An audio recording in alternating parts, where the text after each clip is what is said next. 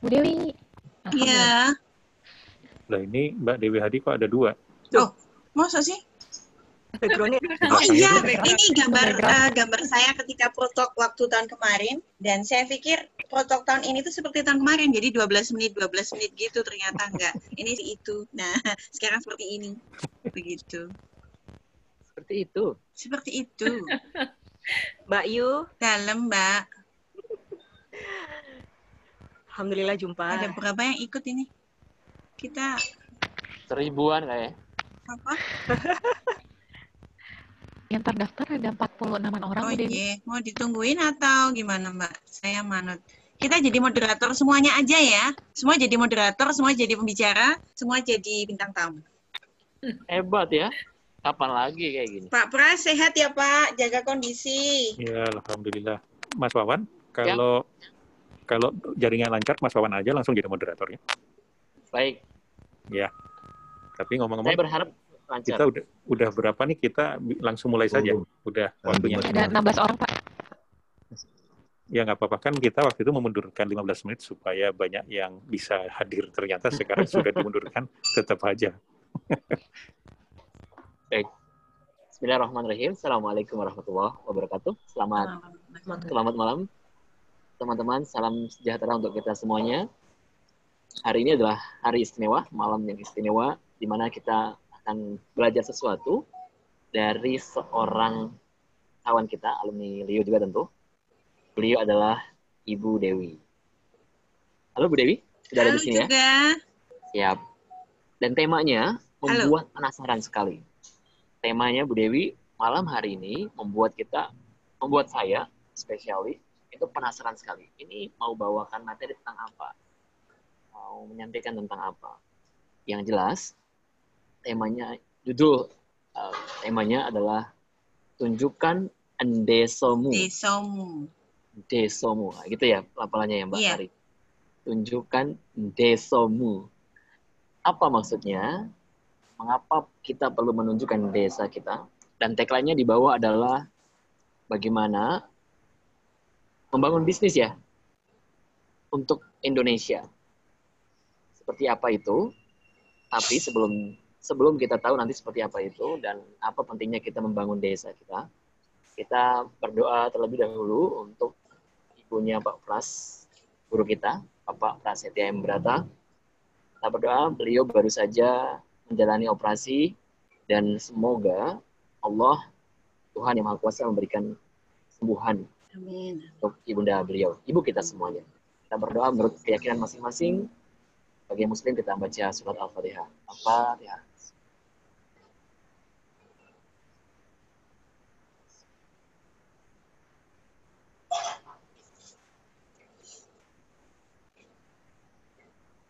Doa selesai.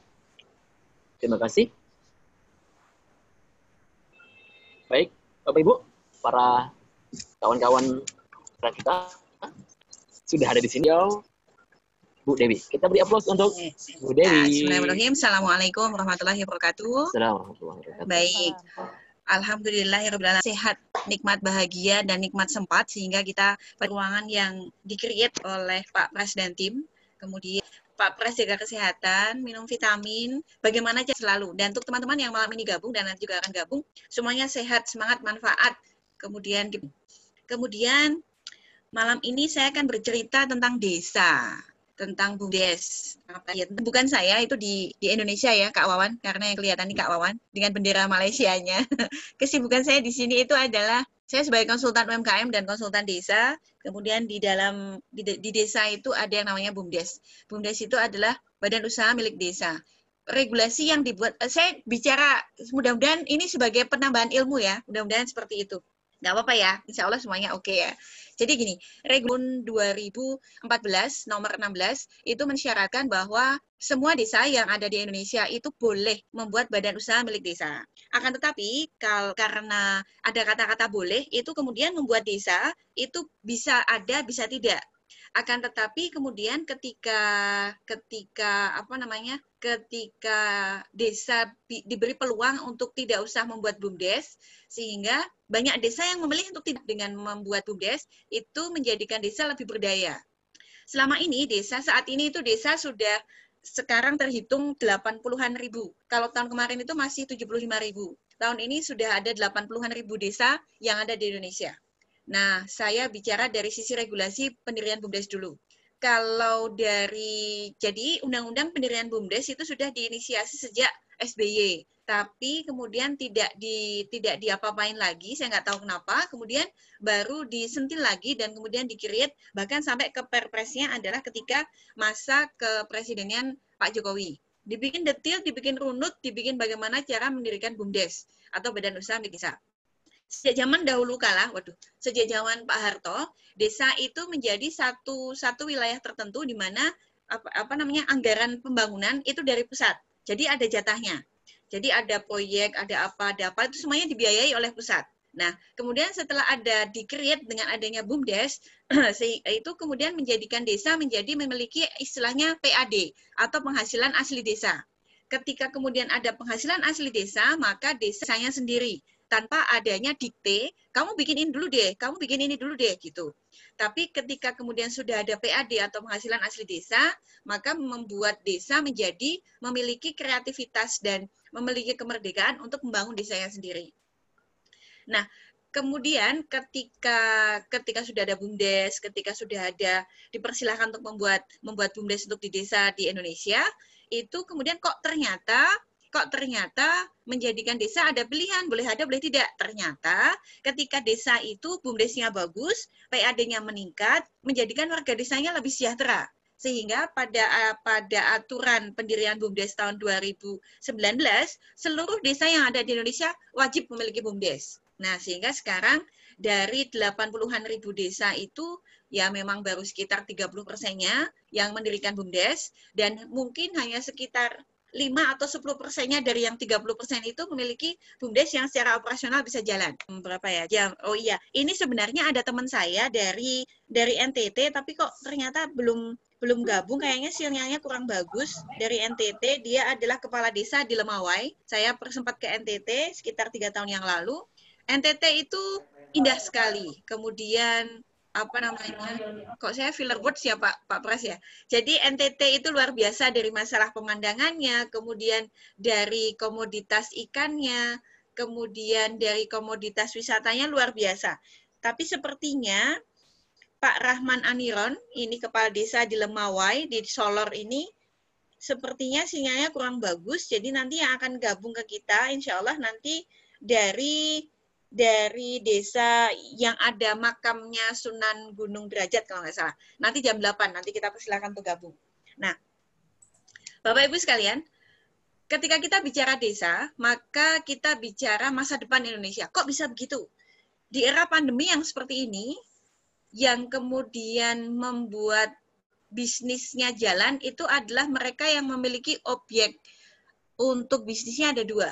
1, makanan, yang kedua kesehatan. Kemudian ketika kita bicara makanan, itu kan ada beberapa hal. Salah satu diantaranya adalah masalah ketahanan pangan. Ketahanan pangan itu ada 3, perikanan, peternakan, dan pertanian. Otomatis ketika kita melihat 3 hal ini, maka ini ada di desa semua. Kalaupun di kota ya paling banyak hidroponik, kemudian sawah ya sudah nyempil di antara gedung. Tapi tetap bagaimanapun perikanan, peternakan, pertanian itu adalah komoditas yang ada di desa. Subjudul dari materi saya itu adalah peluang bisnis sekaligus kita membangun Indonesia. Nah, di Undang-Undang Pendirian BUMDes itu ada 1 klausul ayat yang menyatakan bahwa desa berhak mencari dana investor. Kemudian itu menjadi salah satu yang dibicarakan secara intens di desa, siapa yang kiranya akan kita tarik atau desa itu bisa menarik investor untuk masuk ke desanya, untuk ikut membangun desa. Kemudian dari hasil atau SOP-nya, standar operasional prosedur untuk kemudian menarik investor untuk datang ke desa itu adalah ketika Musdes atau musyawarah desa menentukan, yuk kita nyari investor. Saya kembali ke masalah regulasi pendirian BUMDes. Ketika sebuah desa itu sudah berhasil mendirikan BUMDes, itu syaratnya adalah ada 3. Satu, ada SK dari kepala desa bahwa satu desa tersebut sudah akan, oke, kita akan mendirikan BUMDes. Namanya peraturan desa yang dikeluarkan oleh kepala desa bahwa mereka mendirikan BUMDes. Yang kedua, ada ADART dari pendirian BUMDes.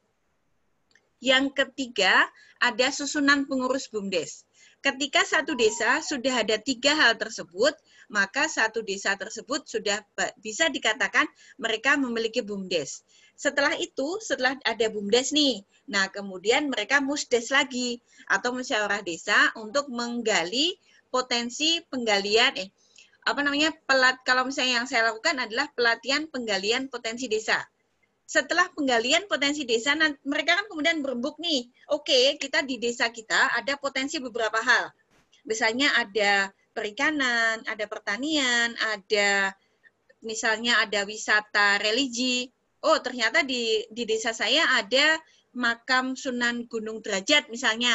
Yuk kita benerin yuk makamnya, kemudian kita datangkan wisatawan, kita bikin ada kaos sebagai souvenir, kita kemudian penggalian makanan khas desa, kita kemudian menggali minuman khas desa dan lain sebagainya. Nah, ketika kemudian sudah terdapat penggalian potensi desa tersebut, BUMDes kemudian menentukan unit usaha apa yang sekiranya akan menjadi salah satu untuk menarik pendapatan asli desa. Kemudian ketika satu desa tersebut itu sudah menentukan unit usahanya apa. Oke, sekarang kita akan membuat BUMDesmart misalnya. Kalau di kota kan ada Indomart, ada Alfamart, ada 7-Eleven, almarhum, ada Transmart dan lain sebagainya. Ya salah, nanti kita ngobrol lagi ya sama yang pengelola Sunan Gunung Jati. Nanti kita ngobrol lagi dengan Mas Tio namanya dari Lamongan. Matur suwun sangat Pak atas editingnya. Nah, ketika sudah ada, oke, kita mau bikin BUMDesmart nih. Nah, kemudian kan dari BUMDesmart itu kemudian diturunkan. Oke, ketika kita sudah ada BUMDesmart, kita bikin RAB, rencana anggaran belanja. Kemudian BUMDesmart tersebut kita olah di dalam satu papan tertentu namanya bisnis model kanvas. Oh, begini dari hulu ke hilir dan lain sebagainya. Oh, ternyata ada satu celah yang kemudian kita kekurangan modal. Nah, ketika kemudian ada kekurangan modal, nyari di mana? Karena dana desa yang sudah ditetapkan setiap tahun untuk musdes itu kurang untuk mendanai BUMDes, untuk mendanai BUMDesmart itu tadi. Maka kemudian dibuatlah proposal dari pengurus BUMDes untuk nyari investor. Nah, maka Bapak Ibu sekalian yang ada di sini, saya persilahkan untuk mencari tahu di desa masing-masing, misalnya Kak Wawan, desanya mana Kak Wawan? Asalnya di mana Kak di Indonesia? Saya Lombok. Oke, Lombok misalnya desanya mana Praya. Kak? Hah? Praya desanya apa Pak Kak? Desa Leneng. Oke. Leneng Mbak. Cari tahu di Leneng, di desa Leneng, ada nggak BUMDes di sana? Kemudian unit usahanya apa? Kemudian bisa nggak saya invest di sana? Saya banyak duit nih. Di sini sudah tidak, saya sudah saya sudah kewalahan belanja duit di Malaysia misalnya. Nah, kemudian cari tahu di Leneng, di Praya, di Lombok sana, apakah saya bisa invest di sana? Ketika kemudian memang BUMDes yang ada di sana sudah bisa menerima dana dari investor untuk kemudian menambah modal, lakukan. Karena itu memang kemudian dipersilahkan. Nah, ini Mbak Tia sudah gabung belum ya? Sudah. Mbak Tia dari tadi ada. Oke, seperti yang dilakukan Mbak Tia beberapa waktu lalu, dia sudah intens ngobrol dengan saya untuk ikut mengembangkan produk yang ada di desa. Sebenarnya mengembangkan produk desa atau mengembangkan desa itu ada 5 hal. Something to see, something to do, something to buy, something to share, something to remember. Something to see, ada yang dilihat. Oh, di desa Leneng, di Praya, di Lombok itu ternyata view-nya bagus. Itu something to see, ada yang dilihat. Tapi ketika kita ada di satu daerah tertentu, kita melihat sesuatu, paling juga 10 menit bosen ya. Ya enggak Mbak Tari? bosen nih cuma 10 menit di sana. Kemudian something to do. Ada nggak yang kita lakukan ketika kita hadir di satu desa? Jadi ada unsur kinestetisnya, kita bisa menggerakkan, misalnya naik kuda lumping atau naik apa, something to do. Ini ikut memperlama kita masa tinggal kita di satu desa tertentu. Kemudian something to buy. Nah, challenge-nya di something to buy ini adalah bagaimana pengurus BUMDes atau perangkat desa tertentu di situ itu menggali penggalian potensi desa dari sisi something to buy. Something to buy ini ada dua hal, food dan non-food. Desa tersebut pasti ada makanan khasnya, sehingga ketika kita pulang dari desa tersebut, ada yang kita tenteng. Something to buy dari sisi makanan, something to buy dari sisi non-food. Nah, tapi ingat ya, kalau misalnya kita oleh-oleh dari Jepara, jangan bawa mebel gede-gede kita tenteng, pasti nggak boleh masuk ke pesawat. Nah, kalau di Jepara itu sekarang banyak sekali di-create itu satu olahan aksesoris tertentu, belanja sama naik kuda. Betul Mbak Tari, boleh. Nanti kita masuk ke supermarket sambil naik kuda, sambil belanja. Nah, something to buy yang food, ini yang biasanya saya lakukan ke teman-teman di desa, itu adalah mereka mencari tahu literatur atau mereka mencari tahu kepada leluhur yang masih hidup tentunya ya. Dari yang sudah mbah-mbah, dulu itu makanan khasnya apa, kemudian minuman khasnya apa. Makanya di Bantul itu ada wedang uwo, kemudian ada wedang secang, kemudian ada apa lagi ya? Dan banyak sekali itu, dan itu merupakan makanan khas dari desa masing-masing. Something to buy yang food. Nah, something to buy yang food ini agak belok sedikit ya. Kalau kita misalnya jalan-jalan di desa wisata atau di pantai atau di apa itu yang sering kita ketemu apa? Pop mie, Indomie. Nah, itu sesuatu hal yang praktis dan memang gampang disajikan, tapi itu bukan ideal. Ada sisi idealisme yang kemudian tidak dijalankan oleh pengurus desa tersebut. PAD-nya jadi agak turun, manakala kemudian warung-warung yang ada di pantai atau di tempat wisata tersebut bukan merupakan makanan khas dari desa tersebut. Something to buy yang food, kemudian something to buy yang non-food. Satu contoh ketika saya saya pernah jalan-jalan di Sinabung, di Medan. Ketika itu saya diajak oleh Kemenkraf untuk mencari tahu desa yang mendapatkan dampak gunung meletus Sinabung. Mereka tidak tahu kenapa kemudian tanamannya itu tuh mati. Tanaman yang menengah itu seperti sawi, cabai, itu semuanya tidak bisa hidup karena terkena abu Sinabung. Saya waktu itu jalan-jalan, saya muter betul-betul jalan kaki, dingin sekali karena pengaruh dari suhu gunung Sinabung. Ternyata ada kopi itu yang terkena abu, itu saya bilang, Pak ini tolong kopinya disangrai. Dan rasanya luar biasa. Dan kemudian ketika saya ngobrol dengan penduduk asli dari sana, saat ini alhamdulillah kopi Sinabung hasil dulu waktu saya nggak tahu prosesnya seperti apa, yang jelas itu kopinya enak sekali karena terkena abu Sinabung. Kemudian saat ini alhamdulillah itu sudah oke, karena saya jalan-jalan ke sana kapan ya? 2 tahun yang lalu kalau nggak salah. Itu kemudian kopinya menjadi kopi Sinabung karena ada kekhasan dari abu Sinabung. Nah, itu menjadi something to buy yang food, blessing in disguise karena ada terkena abu Sinabung. Tadi apa sudah ya? Something to see, something to do, something to buy. Something to buy yang food dan non-food. Kalau di Imogiri ada Bumi Langit, ada something to buy food. Nah, kalau yang di Imogiri, ini saya langsung belok ya, Mbak Tias. Di Imogiri itu yang punya adalah Pak siapa itu ya, saya lupa namanya. Itu kebetulan keturunan Eropa, itu yang punya. Iya. Siapa Mbak Tias? Aku lupa namanya Mbak. Sebentar, Pak. Pak siapa itu? Senengannya pakai sarung sama kaos oblong. Iya, Pak siapa itu namanya? Nah, aku juga tadi kalau itu bukan milik desa itu Mbak. Jadi kalau yang di Warung Bumi Langit, sekarang namanya Warung Bumi. Langitnya udah hilang. Warung Bumi itu memang makanannya khas sekali. Nasi campur itu adalah berasal dari beras yang pecahan pertama. Jadi memang rasanya khas sekali, tapi itu bukan milik desa. Akan tetapi bagusnya atau atau istimewanya ya. Bapak tersebut, saya lupa namanya, itu membuka dengan luas. Misalnya Iskandar. ada pengurus BUMDes itu mau belajar di sana, belajar bagaimana cara mengolah makanan yang enak. Di sana tidak ada kita ketemu Indomie, tidak ada kita ketemu sirup pabrikan, tidak ada kita ketemu pop mie, dan bahkan Bapak itu listriknya adalah hasil apa namanya? Pak Iskandar tuh. Ya, Pak Iskandar itu listriknya itu hasil apa itu? Apa Mbak namanya istilahnya? Dari pokoknya matahari itu. mungkin ya. Iya, betul. Oh, biokompos. Bukan, itu dari Ada, apa itu? Jadi gabungan, dia pakai itu Surya. selular, tenaga Surya surya, matahari tenaga mungkin. surya. pakai solar cell, Surya. sama gabungan dari kompos yang Betul. diolah. Ayo, kapan-kapan provokasi ke sana.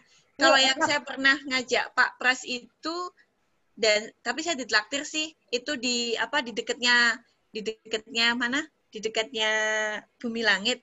Itu saya ajak Pak Pras itu something to buy yang food itu adalah di parkiran makam raja-raja, ada hidangan bubur, kemudian pakai krecek, kemudian pakai telur, wah enak sekali itu. Mbak Tari juga sudah pernah ngicipi, Pak Pras juga sudah pernah ngicipi. Dan ngunjuknya itu wedang ungu. Nah itu something to buy yang food dan enak sekali. Something to see adalah apa yang dilihat, something to do adalah apa yang dilakukan, yang dikerjakan, something to buy adalah apa yang tuh safari provokasi. Something to buy itu adalah apa yang kita beli. Something to buy adalah ada yang non-food dan ada yang food. Nah, bicara yang non-food adalah pandai-pandainya kita memanfaatkan apa yang ada di desa. Prinsip dasar kenapa kemudian pemerintah kekeh semua desa harus ada BUMDesnya adalah ketika kita ngeluarin duit dari saku kanan, itu jangan sampai keluar desa, tapi masuk lagi ke saku kiri. Makanya kalau misalnya di Bantul itu ada air mineral namanya Banyu. Jadi kita di sini Aqua itu agak sulit. Kemudian di Kulon Progo itu ada itu where NS and Leo applied to real life. Ya betul Pak Pras. Kalau di Kulon Progo itu namanya air Kulon Progo. Kemudian di mana? Di Gunung Kidul juga sudah ada air khasnya sendiri. Nah, ketika kemudian ada inovasi yang kemudian membuat desa itu semakin memunculkan hal seperti ini, saya yakin sekali Indonesia nanti cepat hilang hutangnya. Tenan wis to. Nah, jadi Bapak Ibu sekalian, yuk kita cari desa kita masing-masing di mana. Desanya di mana, cari tahu. Sudah ada BUMDesnya belum? Kalau belum ada BUMDesnya, dibantu cara mendirikan. Kalau sudah ada BUMDesnya, cari tahu unit usahanya apa. Butuh investor nggak? Nih, aku punya duit nih. Ada uang sisa nih, uang receh nih, sekian ratus juta. Nanti ada MOU dengan mereka. Itu keren sekali. Itu sudah membantu sekali orang desa. Dan ikut membantu, mendampingi mereka. Karena memang ya non sewu sangat. Kalau orang desa itu biasanya mereka pinter, tapi biasanya faktor untuk kemudian menerima resiko disalahkan dan ada sanksi sosial dari tetangga itu mereka masih agak ketakutan. Jadi mindset bahwa salah itu boleh itu masih belum bisa mereka terima dengan baik. Nah, tadi sudah ya, something to see, something to do, something to buy, something to share. Something to share. Saat ini eranya adalah era medsos. Ada Facebook, Instagram, WA aja kita ada WA dari TK, grup WA TK, grup WA SD, grup WA SMP, grup WA SMA, grup WA kuliah, provokasi 1, provokasi 2, 3, 4, 5, sampai 37, karisma, kemudian protok aja ada grupnya sendiri dan lain sebagainya. Kalau kita selfie di belakangnya ada tulisan desa apa ya? Desa Peting Sari misalnya atau desa Wukir Sari. Desa khas dari Tata Sungging. Oh iya, Tata Sungging itu adalah proses untuk menatah satu lembar kulit untuk menjadi wayang kulit. Besok jalan-jalan ke Jogja, saya ajak ke Wukir Sari. Di sana ada desa Tata Sungging, yaitu desa yang khas membuat wayang kulit. Indah sekali. Nah, di belakang ada tulisan Desa Wukir Sari, sentra pembuatan Tata Sungging. Kita selfie. Kita share ke seluruh WA group yang kita punya. WA group coba dihitung ada berapa WA group di HP. Ada 137. Bayangkan kalau kemudian kita bilang, saya ada di sini, saya beli wedang uwu, saya ada di sini, saya beli kopi Sinabung, saya ada di sini, saya beli kopi Lombok misalnya. Ada berapa puluh orang yang kemudian berminat membeli itu? Ada berapa orang yang kemudian berminat, oh iya ya, aku tuh punya desa ya. Kalau gitu aku tak balik ke desaku aja. Ayo tunjukkan desamu. Kita sama-sama membangun desa. Kita sama-sama membangun Indonesia. Nah, itu something to share. Yang terakhir, something to remember. Something to remember ini maksudnya apa? Bapak Ibu sekalian, ketika kita main ke taman safari, ketika kita main ke taman mini, ketika kita main ke Singapura, ke Bandara Changi, kita main kemana saja, yang diingat-ingat pasti jeleknya. Hambo opoh. Wah, kita nggak usah ke sana deh. Itu tukang parkirnya itu baunya kecut misalnya. Kita nggak usah minum di sana lagi. Itu jeruknya itu ternyata rasanya pahit misalnya. Itu jadi kalau kita main ke satu tempat, yang diingat itu pasti jeleknya. Jangan main ke sana, nanti ini gini. Padahal dari semua, itu paling yang jelek itu cuma sedikit aja. Nah, ketika kemudian Bapak Ibu sekalian nanti berkesempatan mendampingi desanya asalnya, tolong ya, nanti disampaikan ketika mendirikan organisasi desa wisata, mendirikan organisasi unit usaha, mendirikan organisasi apapun di desa, diingat bahwa jangan sampai ada celah yang sedikit aja untuk orang jadi komen. Ya nggak Mbak Tias? Iya. Ya nggak Mbak Esti? Iya, karena itu netizen plus 62 itu luar biasa sekali. Saya pernah main, di Jogja, dulu waktu Protok yang tahun kemarin saya bahas, namanya Mas Sugeng Handoko. Dia adalah founder dari itu, Ngelanggeran. Ngelanggeran itu sudah pernah dibuatkan lagu Didi Kempot. Oh iya, ini belok lagi ya. Didi Kempot itu kalau bikin lagu di satu lokasi, pasti terus lokasinya itu jadi terkenal dan jadi legenda. Mau contoh ya, stasiun balapan, kemudian Ngelanggeran, Banyulangit, kemudian stasiun Tirtonadi Solo, pasti jadi terkenal kalau yang bikin Didi Kempot. Mudah-mudahan menjadi amal jariah Didi Kempot ya. Amin ya rabbal alamin. Nah, ada mau ditanyain nggak? Kita sudah bicara masalah BUMDes, penggalian potensi. Oke, siap. Silakan Mbak Tias. Mbak Dewi, Nah,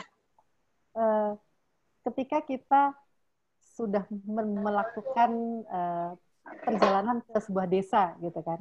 Contohnya ketika saya ingin mengisi rumah ketika mau pindah, bikin lemari baju, bikin segala macam. Saya berpikir daripada saya beli yang modern, kenapa enggak coba deh ke Jepara, gitu, jalan-jalan. Tapi saya tidak suka ukiran. Saya maunya yang minimalis atau model Skandinavia. Ternyata menurut teman saya yang juga bermain di kayu jati, dia bilang, lo jangan pesan lewat gue. Kalau lo mau model sendiri, lo berangkat deh. Ini gue kasih tau, lo menyusuri jalan ini. Nah, jadi saya mengikuti peta yang dikasih oleh teman saya. Saya susuri itu sepanjang jalan di Jepara itu. Jepara itu tidak besar, kecil. Tetapi ada satu problem atau begini, Mbak Dewi. Apakah betul di semua desa di negara ini saya tidak bisa bilang semua ya, tapi yang saya alami ketika ke Jepara dan sekitarnya adalah apakah karakternya karena terbiasa selama ini dibeli oleh pihak luar dengan cara diborong. Biasanya pihak luar itu datang dengan kontainer, kemudian dia menyusuri sepanjang jalan itu, kemudian diambil semua, baik yang sudah di finishing maupun belum, dengan harga seadanya. Dan ketika ada orang yang datang untuk bikin yang spesifik, dan dalam jumlah sedikit, sepertinya tidak terlalu excited. Gitu, Mbak Dewi. Tidak semuanya excited. Ada beberapa yang akhirnya saya temukan.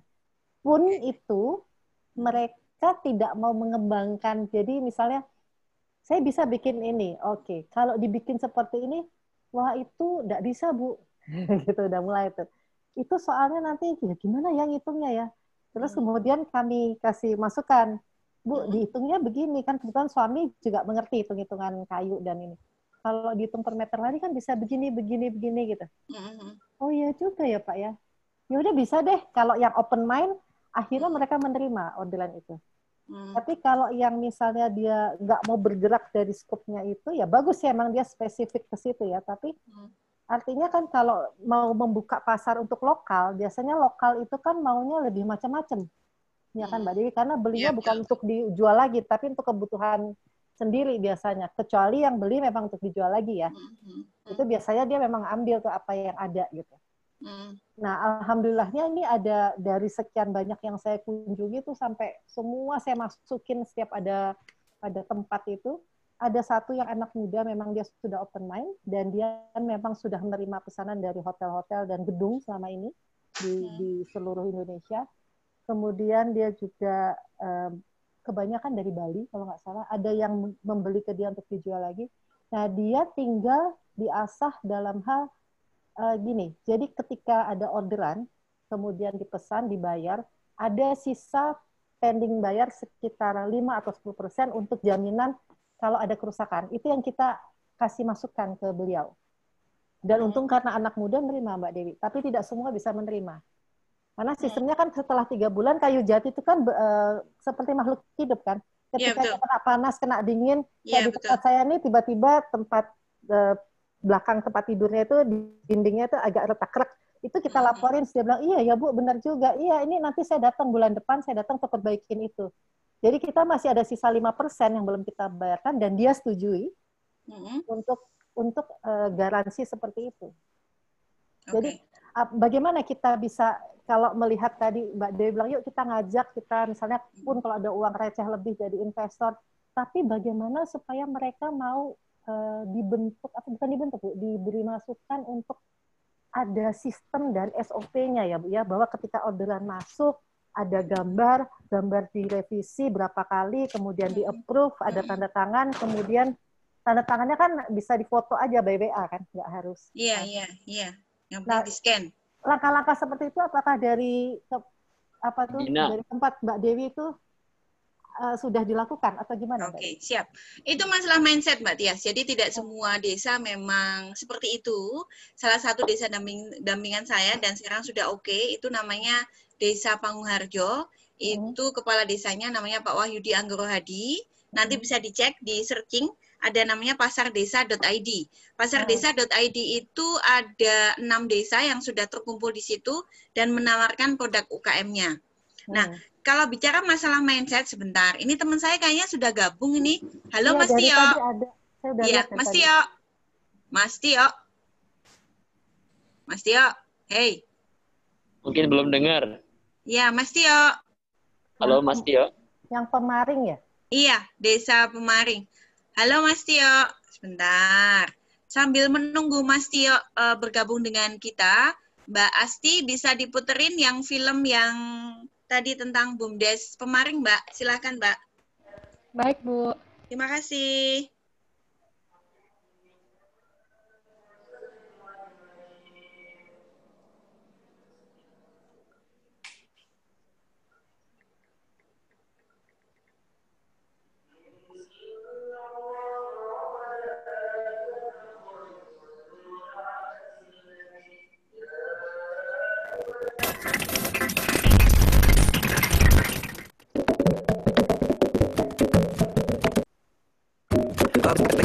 Is where I go. You know, I do shots, we bustin' so slow. The moment start costing, trust me, I give it a try. Down, I ain't something in the jukebox, and then we start to dance. And I see the girl, you know I want your love was handmade for somebody like me. Coming up on my lead, I made crazy, don't mind me say. Let's go to my grab on my waist and put that body on me. Come now, follow my lead, come now, follow my lead.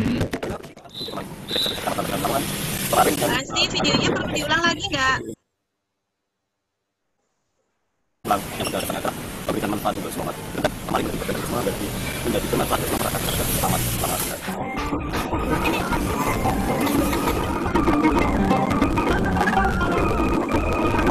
Putus Mbak Dewi? Ya, putus. Iya. Merasakan putus-putus. Iya, baik. Bagaimana sebaiknya? Putus semua kelihatannya. Boleh Pak, Bu Dewi mungkin menceritakan apa isi video. Oke, baik. Sudah bergabung dengan kita Mas Tio. Halo Mas Tio. Nggih, Bu Dewi. Nggih, ini Mas Tio. Mas, di tempatmu itu makam Sunan apa, Mas? Aku lali Mas. Sunan Derajat. Oh, tempatnya iya. di Desa Derajat. Nggih. Oke, monggo Mas, Lamongan. kalau mau menyampaikan desanya ada apa, kemudian BUMDesnya bagaimana, tantangannya seperti apa, terutama tadi yang disampaikan sama Bu Tias tadi tentang masalah mindset. Ketika kemudian sama sekaligus bagaimana menerima komplain untuk ketika ada sesuatu hal yang semestinya memang perlu dikomplain. Monggo Mas Tio. Tapi sebelumnya boleh nggak saya mengucapkan sugeng rawuh dulu untuk Mas Tio di komunitas kami, komunitas provokasi. Terima kasih banyak sudah berkenan untuk memberikan wawasan, memberikan ilmu, dan memberikan inspirasi kepada kami. Matur nuwun nggih. Nggih, Mas Tio, ini Derek Tepang, ini Pak Pras, ini adalah guru saya, ini guru favorit saya ini Mas. Pak Pras ini sedang nungguin ibunya yang barusan sakit, Mas Tio. Mas Tio nanti bisa nyuwun doa ya, Mas Tio ya, untuk ibu dari Pak Pras, untuk tinggal jangan gitu. Monggo Mas Tio, monggo, saya persilahkan. Nggih, terima kasih. Assalamualaikum warahmatullahi wabarakatuh. Waalaikumsalam. Nggih. Bismillahirrahmanirrahim. Alhamdulillah wassyukurillah la haula wala quwata illa billah. Ingkang kula hormati Bu Dewi, Pak Pras dan semua anggota komunitas provokator nggih. Nggih. Perkenalkan, nama saya dulu Prastio, sami dengan Pak Pras tadi. Nama kula Prastio, panggilannya Tio tapi. Saya dari Desa Derajat. Alhamdulillah dapat amanah sebagai Direktur BUMDes Pemaring, Badan Usaha Milik Desa, disebut Pemaring Desa Derajat di pesisir Lamongan. Di pesisir Lamongan. Itu kalau jenengan biasa atau pernah ke WBL, itu desa kami 5 km dari situ. Wisata Bahari Lamongan yang satu komunitas dengan satu manajemen dengan Jatim Park. Kalau ke Malang ada Museum Jatim Park 1 dan 2 itu, Jatim Park yang ketiga adalah di Lamongan. Itu nggih, itu di WBL, desa kami sebetulnya desa adat, desa perdikan. Desa perdikan itu desa yang diberikan hak otonomi khusus di zaman Kerajaan Demak Bintoro. Zaman Wali Songo kan ada 9 wali itu. Desa kami adalah desa perdikan, jadi semi raja gitu, semacam ada pemerintahan, ada kerajaan Sunan Derajat itu semacam. Jadi kalau sekilas kita di Desa Derajat sebetulnya kita kunjungan kita kan 3.000 per hari rata-rata. Desa kami mempunyai kunjungan wisatawan itu 3.000 per hari sebelum pandemi ya. Sebelum pandemi kalau Sabtu Minggu bisa 4.000 sampai 5.000 orang datang ke desa kami, wisata religius. Di situ ada komplek makam Sunan Derajat. Sebetulnya kami memperkenalkan itu bukan hanya makam Sunan Derajat. Di sinilah dibentuknya BUMDes Pemaring. BUMDes Pemaring itu ingin dibentuk untuk menjembatani karena sekian banyak ribuan orang datang ke desa kami. Warga desa kami sebetulnya banyak yang jadi penonton. Ada banyak kios, ratusan kios di desa kami, di wisata itu. Tapi hanya itu bisa alokasi sekitar 125 KK, itu berarti nggak sampai 10% dari KK seluruh desa Derajat. Maka kami BUMDes Pemaring mencoba menggeret bahwa desa Derajat itu tidak hanya makam Sunan Derajat, tapi punya alun-alun, karena ini kan desa perdikan, punya alun-alun. Di situ ada adat budaya yang harus diperkenalkan. Kita dirikan lagi kios, stand kuliner yang stand BUMDes Pemaring yang di alun-alun itu. Kalau tadi di video itu jane rada isin, video 2 tahun yang lalu sebelum BUMDes kami sek melas. Jadi 1 unit usaha kami. BUMDes Pemaring itu ada 7 unit usaha, satu adalah Derajat Mat dan penyaman stand. Yang kedua UKM, ini kalau belajar tentang Bu Dewi tentang perkembangan ini pun, tentang pembinaan UKM, kami membina sekitar 17 UKM. 17 UKM, WiFi, terus pengelolaan sampah, wahana anak-anak, advertising, simpan pinjam, dan yang terpenting adalah UKM. Kenapa tadi terkait dengan pertanyaan Bu Sinten, yang bertanya tentang mindset. Ya, Bu Tias, Mas. Mindset di desa. Pertama kali kami mendirikan BUMDes, kami serasa ini banyak warga desa kami yang apa itu BUMDes.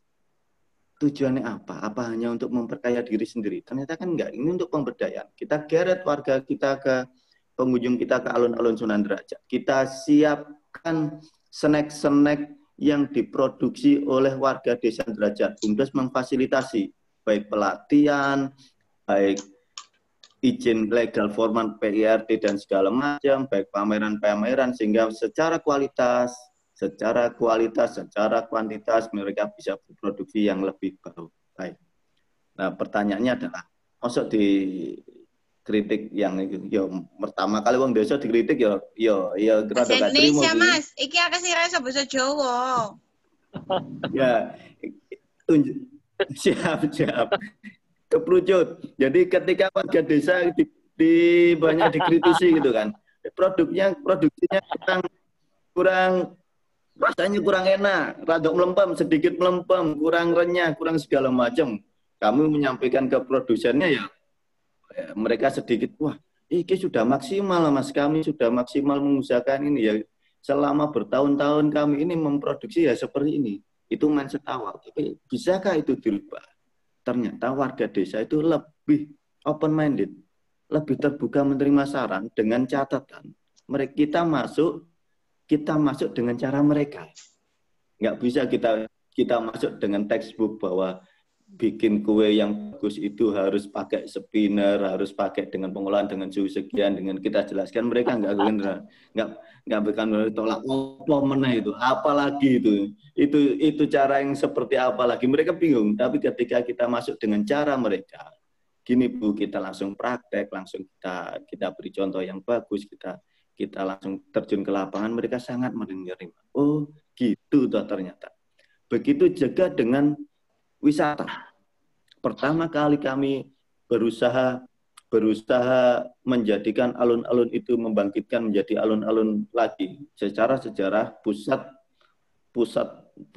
komunitas, pusat diskusi publik kami adalah di alun-alun dulu. Tapi sekarang pergeseran alun-alun itu tertutup oleh makam Sunan Derajat. Pertama kami mendirikan kios oleh-oleh di alun-alun itu. Penolakan sangat luar biasa. Karena mereka menganggap ini adalah usaha orang-orangnya kades, usaha orang-orang yang kaum elit desa gitu kan. Tapi ternyata ini mereka sangat menerima dengan catatan ketika mereka mengetahui bahwa ada berapa persen peziarah wisatawan yang kita rencanakan kita tarik ke area alun-alun, sehingga secara ekonomi mereka juga dapat merasakan. Yang tidak punya kios bisa menjajakan, menitipkan yang namanya produksi rumah tangga mereka, snack, souvenir, dan segala macam itu ke kios-kios yang kami punya. Benar-benar dikelola oleh BUMDes, sehingga ketika ada laba masuk ke PAD. Masuk ke PAD, pendapatan asli desa, PAD, itu masuk lagi dijadikan ke pembangunan. Di tahun 2018, BUMDes Pemaring bisa, kalau bikin lampu kekinian nih, laba BUMDes Pemaring kita masukkan PAD, kita buat hiasan lampu kekinian gitu. Alun-alun Desa Derajat yang nyala itu lampu. Mereka sangat semangatnya tambah semangat untuk memajukan desa, rasa memiliki desanya lebih semangat lagi. Ketika kita bikinkan taman alun-alun, mereka tambah semangat lagi. Wah, ternyata BUMDes itu bermanfaat. Karena satu pemikiran mindset orang desa, Bapak Ibu ingkang kula hormati, satu pemikiran orang desa adalah mereka bisa mengena di hati. Kalau bahasa Jawa itu kan mereka itu dipangku. Dipangku itu istilahnya diwongke. Kita ambil bawahnya, kita manusiakan, maka hatinya mereka akan kena. Maka ketika jadi seorang desa kena, ketika hatinya sudah kena, mereka diajak apapun ikut. Itu sekilasnya seperti itu. Jadi ketika ada permasalahan kita mau bikin apa, permasalahan cuma satu, musdes, musyawarah desa. Tokoh masyarakat umum, pemerintah desa, BPD, kita undang duduk bareng sambil ngopi gitu kan, santai-santai membicarakan bagaimana desa ini ke depan, ngobrol-ngobrol, maka muncullah ide-ide kreatif ternyata mereka. Suasananya harus nyambung dulu. Ketika di desa suasana forum rapat yang resmi gitu ya, buyar. Tapi Oke, Mas ketika Tio. suasana- Tadi ada berapa, Mas Tio? 7 unit usaha tadi apa aja, Mas Tio? Kenapa? 7 unit usaha tadi apa aja? Oke. 1 derajat mat, minimarket dan Derajat penyewaan mat. stand. Derajat mat. Oke. Terus Yang Apa lagi? kedua UKM. UKM. Terus Oke. Yang ketiga adalah pengelolaan sampah. pengelolaan sampah. Pengelolaan sampah. Terus Pengelolaan sampah. Yang ketiga, yang keempat adalah advertising. Ini kita Advertising. membina anak-anak kita yang belum kreatif. oke. Kemudian apa lagi? Untuk bikin kaos dan simpan pinjam yang kelima. Simpan pinjam. Yang simpan apa? Yang dipinjam apa, Mas? Oh, ini satu ciri masyarakat desa, Bu. Kalau ke bank mungkin mereka sungkan, takut. Di BUMDes kami, Bu, kita buka laku pandai, ya. Kita kerjasama dengan BNI. Mereka itu nabung 5.000. Datang ke BUMDes, bapak uang ricikan, disimpan. Oh, uang ricik nggak Mereka apa-apa ya, punya Mas Tio ya? tabungan, buka buku rekening. Iya, kita terima. Kita setorkan ke BNI. Mereka ternyata sangat luar biasa. Saya juga sangat terharu. Tetap ada yang nabung 2.000, 3.000 per hari. Gitu. Dan mereka Tadi bisa apa tadi? nabung itu bisa. Iya. Derajat mat, Simpan pinjam. UKM, pengelolaan sampah, advertising, simpan pinjam, lajeng. Kurang 2, Simpan Mas. pinjam, pengelolaan sampah, advertising, Sampun. ya, Apa lagi? wifi, Apa? wifi, Wifi. Oh ya, oke. Wifi, lajeng. ya, Satu lagi? ya. Yang wahana anak-anak. Wahana anak-anak. Wahana anak-anak. Baik. Mas, ini kan tadi ada yang nanya, apakah kemudian ada platform yang sekiranya bisa menjadikan BUMDes yang jenengan itu bisa go public? Jadi ada orang yang mau invest gitu, Mas.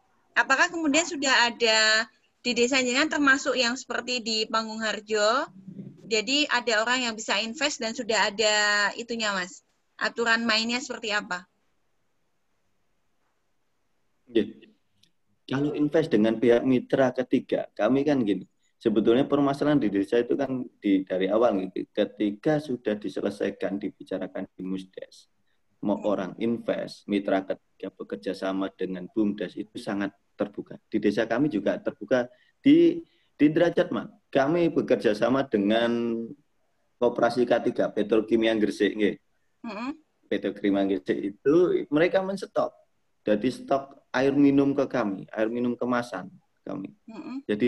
Jadi mereka MOU, mereka istilahnya berani memberikan modal dulu ke BUMDes Pemaring dengan melihat pertama dengan melihat profil kami, laporan keuangan kami, mereka memberikan air minum. Berapapun minta, berapa ribu kemasan yang kami minta, mereka memberi. Mereka memberi. Nah, itu salah satu MOU dengan mitra. Terus ada lagi MOU dengan PT POS, Lumbung Pangan Jatim. Itu kami juga bekerja sama dengan PT POS. Itu kan jadi yang B2B ya, Mas, B2B. Kalau yang itu, yang perseorangan, apakah kemudian ada caranya juga, Mas? Kalau kemudian PT POS, kemudian Bank Jatim, itu kan bisnis to bisnis. Tapi kalau misalnya yang sifatnya perseorangan, apakah kemudian ada cara tertentu, Mas? Kalau misalnya mau invest gitu. Wah. Sakit, Bu, terbuka. Bahkan kami ini kan gini, di samping makam Sunan Derajat area terminal itu kan akan dibuka kios oleh-oleh panjang pinggir jalan. Itu butuh dana yang agak luar biasa. Kami sekarang dalam tahapan negosiasi dengan pihak ketiga. Bagaimana mereka menginvest menjadikan kios-kios itu kan butuh dana yang agak luar biasa. Ketika diselesaikan dengan dana desa tentu sangat kurang, tidak memadai. Maka kami bekerjasama dengan desa. Tapi harus persetujuan dulu lewat Musdes. Oke, jadi kerjasama apapun. Oke. Jadi Bapak Ibu sekalian, yang disampaikan sama Tio ini adalah bahwa memang Musdes itu menjadi satu lembaga tertinggi yang untuk menjadikan apakah keputusan yang diambil itu menjadi satu legitimasi tertentu yang dilakukan di desa. Ketika ada satu hal yang menjadi satu langkah besar di satu desa, itu diputuskan di Musdes. atau musyawarah desa. Ketentuan Musdes itu adalah paling tidak memenuhi 70% quorum. Kalau di desa itu kan ada berapa lembaga, nah itu paling tidak itu 70%-nya hadir. Maka kemudian keputusan itu mendapatkan legitimasi dari desa bahwa itu bisa dilaksanakan. Sudah disampaikan sama Mas Tio tadi, ketika akan ada investor yang masuk pun akan dipersilahkan. Walaupun sudah memang B2B sudah ada ya Mas ya, dari Bank Jatim, dari PT Pos, itu sudah ada MOU di situ. Jadi kalau misalnya Bapak Ibu sekalian nanti akan invest di makam Sunan Derajat, nanti juga bisa dilakukan manakala memang sudah diputuskan dari sisi Musdes. Nah, Mbak Asriana Kiptiah ternyata sudah pernah ke makam Sunan Derajat ini, Mas. Apakah di makam Sunan Derajat sudah dalam pengelolaan Musdes BUMDes juga? Inilah yang kami awal sebut bahwa desa kami adalah desa perdikan. Ada tanah-tanah kami yang desa perdikan adalah tanah yang memang tanahnya Mbak Sunan Derajat. Dan di makam pesarian Sunan Derajat itu adalah tanah dinas. Tanah dinas.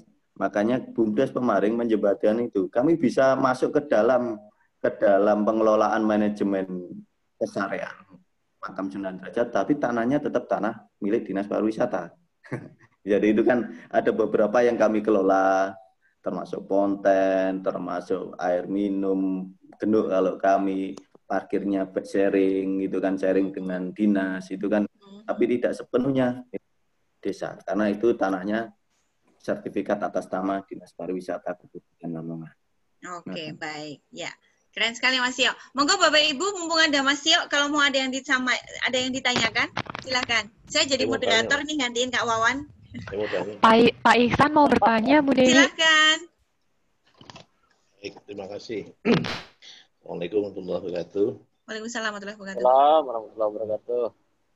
Menarik bicara tentang BUMDes. Pertama, kalau dalam perspektif saya, mudah-mudahan sih BUMDes ini bukan dalam rangka atau nasibnya nanti akan sama dengan kayak koperasi begitu. Karena kalau dilihat prosesnya dan proses pembentukannya dan operasionalnya kok ya mirip-mirip koperasi. Harapan saya pertama itu tidak kemudian koperasi itu dimantapkan, karena memang dimantapkan ya maksudnya tidak jalan-jalan, dimantapkan gitu. Kan kita sering dengar setelah pemantapan ya ini koperasinya nggak jalan-jalan. Karena memang kalau kita lihat koperasi itu sebagai sebuah main bisnis, maka dia paling ditakuti sebenarnya oleh pemodal yang besar sekalipun.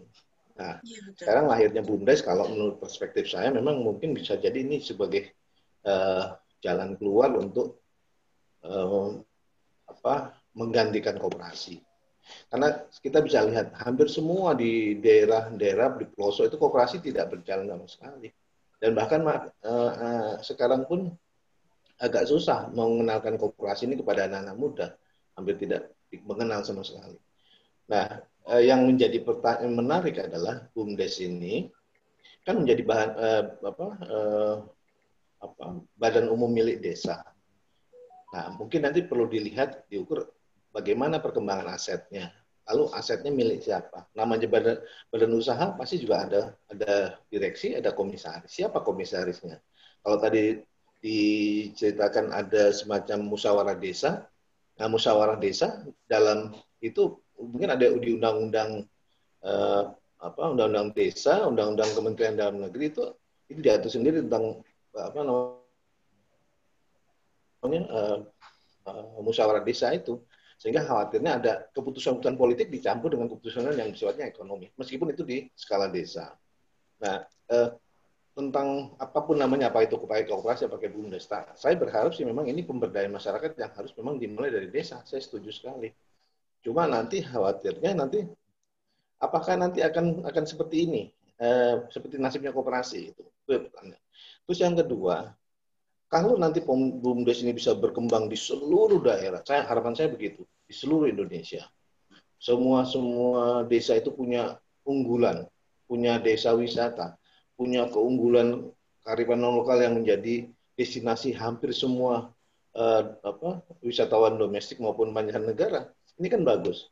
Nah, apakah pertanyaan saya di tingkat nasional ini diwadahi dalam bentuk database yang itu kemudian orang bisa sekali klik melihat BUMDes di mana ada keunggulannya di Jawa Timur misalnya.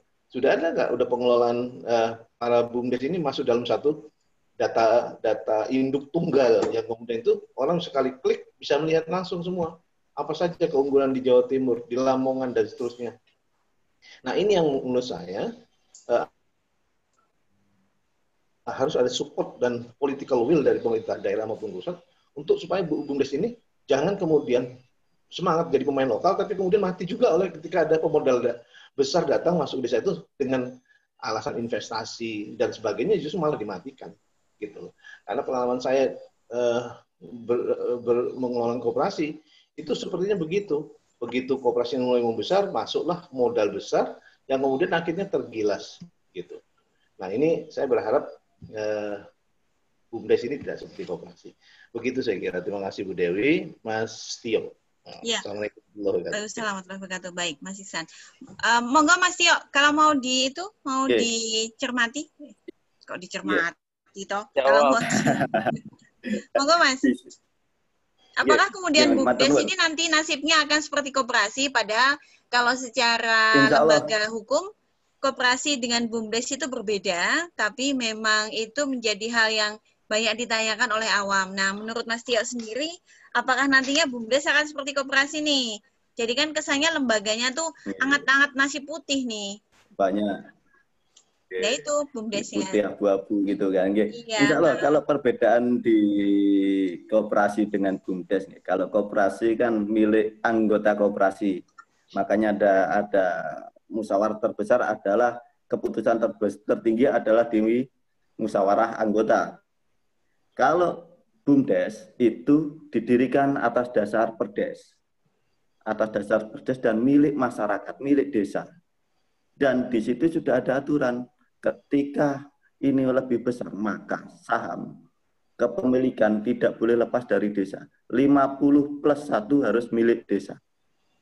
Itu harus milik desa. Di BUMDes sendiri tidak boleh bekerja sama, tidak boleh mendirikan atau kerjasama dengan mitra ketiga, tapi unit usaha. Karena BUMDes sekali lagi itu masih dasar hukumnya masih perdes, yang kalau di Kemendagri masih benar kata beliau tadi masih abu-abu gitu kan, secara lembaga hukum itu masih makhluk alien gitu kan secara di Kemenkumham. Tapi di BUMDes bisa mendirikan badan hukum yang legal di unit usahanya. Jadi ketika unit usahanya bisa berbentuk PT. Ya, PT ini yang bisa bekerja sama dengan mitra-mitra ketiga. Itu nggih. Ini harapan, makanya jangan sampai kapital datang masuk ke desa. Tapi menyingkirkan warga-warga desa yang tidak punya kemampuan kapital. Hilang nanti ini. Hal itu yang akan kita garisi, bahwa 50+1 saham harus milik desa.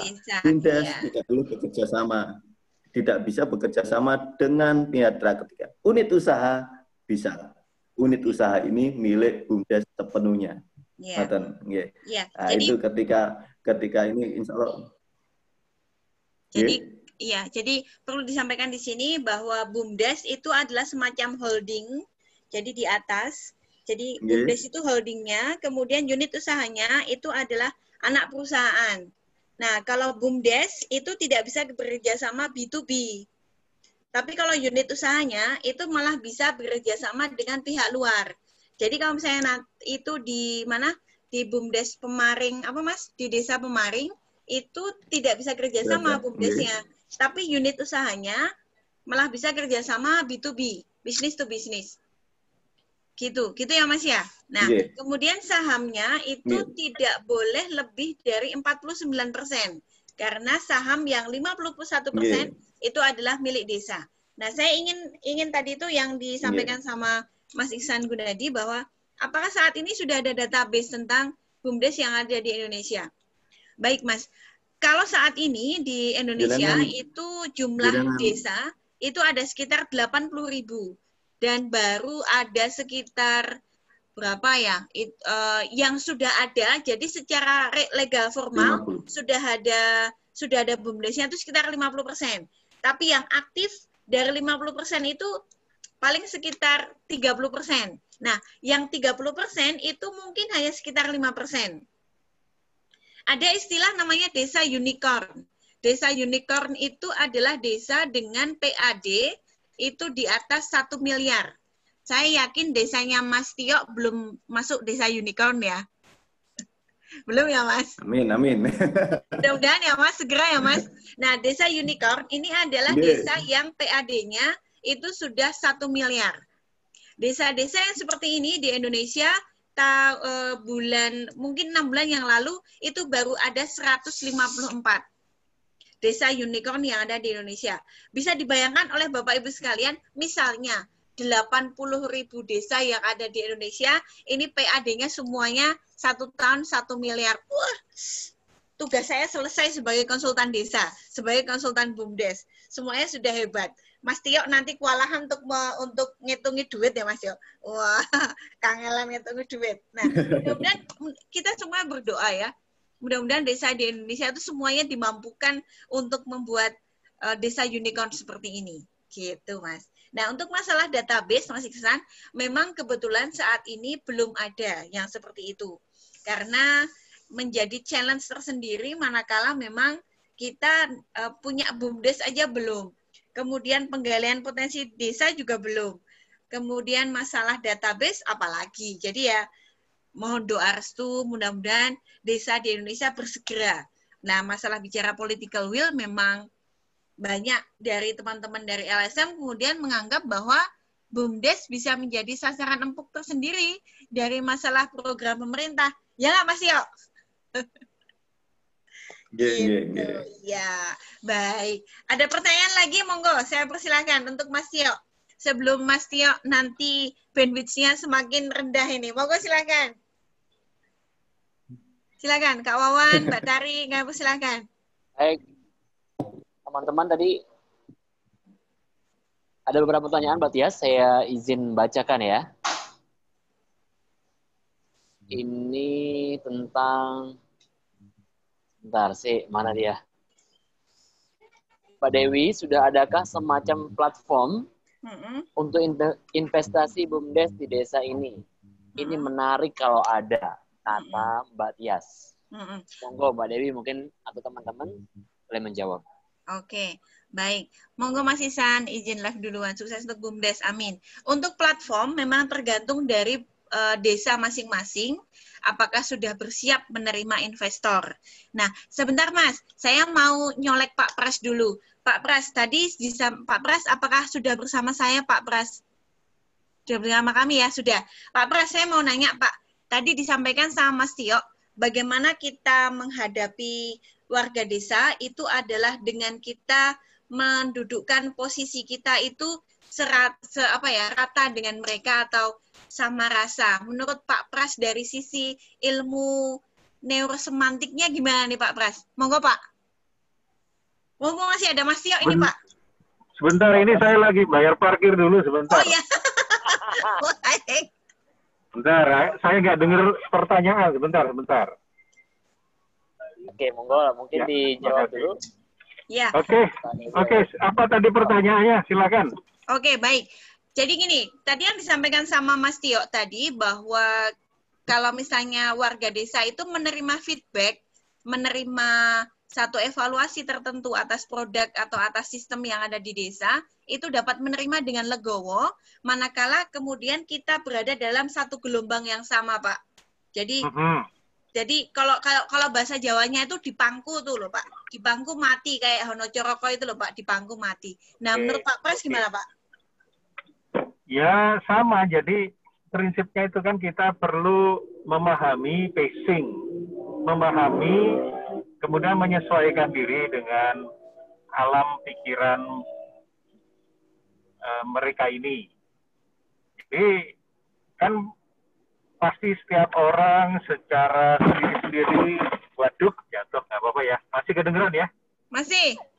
Nah, Ya udah, kok suara saja. Jadi sampai jatuh ya. Nah, jadi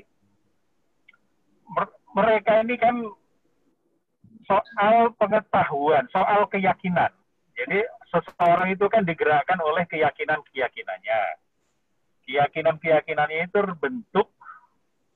terbentuk sejak kecil.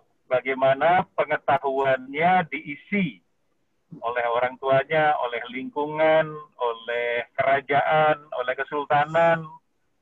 Sehingga orang yang hidup di Jogja misalnya ya akan meyakini ada Nyi Roro Kidul misalnya. Tetapi kalau orang yang tidak hidup di Jogja, di pantai selatan, mungkin dari Sulawesi atau dari Kalimantan, mungkin akan lebih sulit untuk menerima keyakinan tentang Nyi Roro Kidul. Nah, sehingga ketika sebuah masyarakat itu tidak begitu mudah untuk mempercayai sesuatu, ya wajar-wajar saja. Nah, tinggal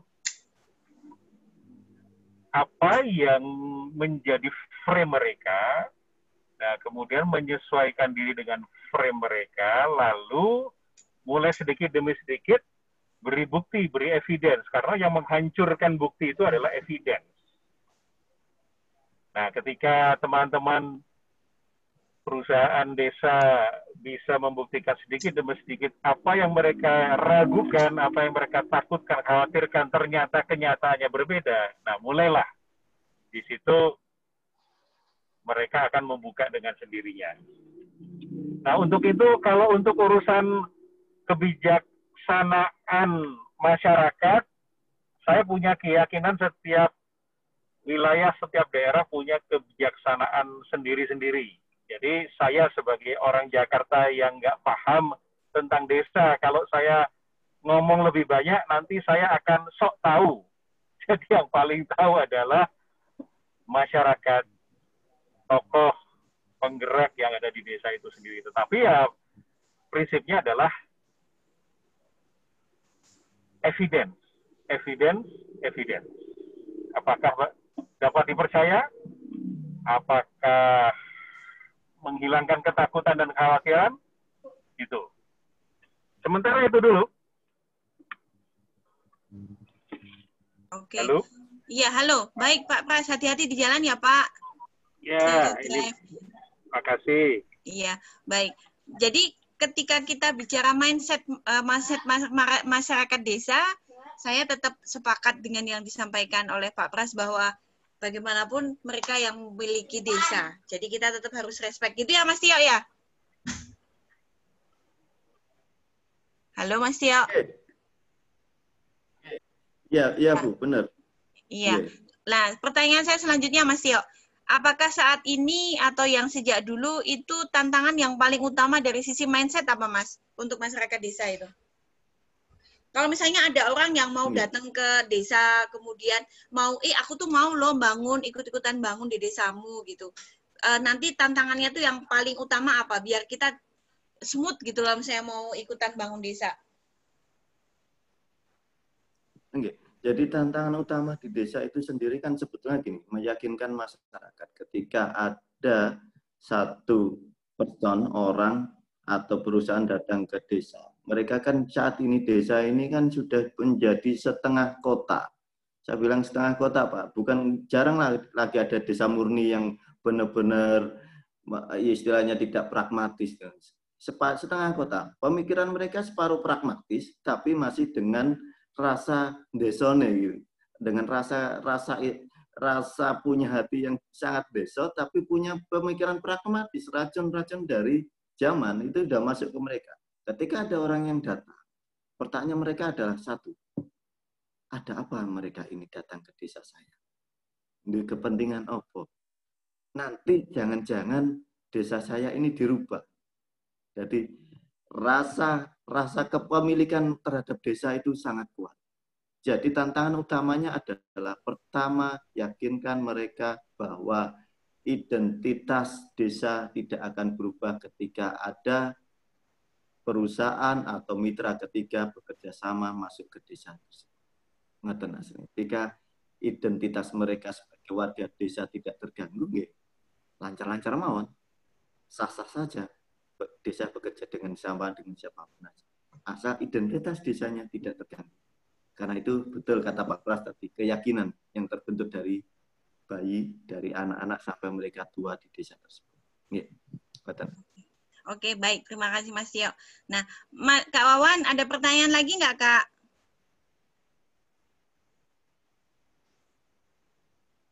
Nggih. Kak Wawan. Halo, Kak Wawan, ada pertanyaan lagi nggak? Saat ini belum ada, Mbak Dewi.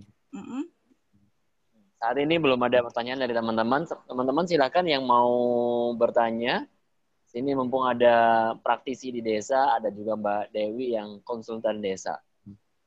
Mbak Dewi, kalau di desa saya, di beberapa daerah itu, alhamdulillah, itu remajanya, masyarakatnya sudah mulai tergerakkan. Karena memang yang dilihat adalah, Pak Tio, Pak Bumdes Pemaring, yang mereka lihat adalah, mulai ada pergerakan ekonomi. Awalnya memang menolak.